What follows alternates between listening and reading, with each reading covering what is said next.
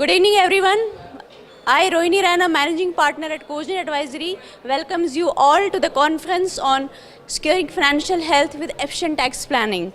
On this night, we have Mr. Rajadhar, co-founder and Managing Partner at Cogent Advisory, Dr. Premnath, President of Gurgaon Nursing Home and Diagnostic Association, Dr. Suman Yadav, President Gynae and Ops, Dr. Sumita Singh, President Surgical Society. I request them all to come on stage. Mr. Praveen Cheruli, AVP and Cluster Head, Franklin Templeton. So here I ask Mr. Raja to take the session forward.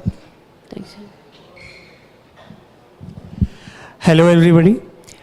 This is Rajat, co-founder and managing partner at Cogent Advisory. I hereby thank Dr. Premnath for enabling the whole gathering over here and making this evening a success.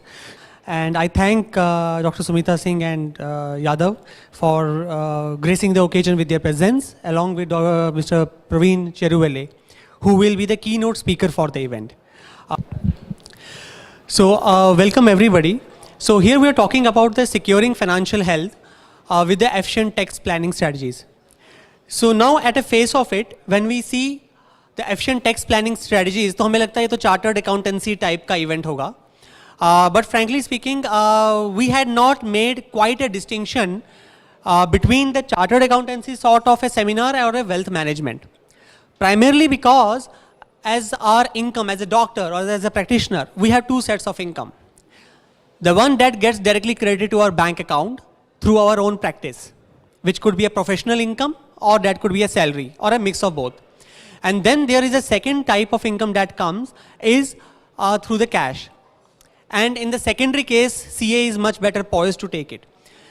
So when we are talking about this session, we are talking about how you can efficiently manage and save your taxes on your money that is already lying in your bank account. Now there are the 2 or 3 different premises. Whether if there are a couple of doctors we have come to know who are astute investors also, and that primarily is because it is their hobby. Unless and until it is not a hobby, there are very few who are actually comfortable in investing.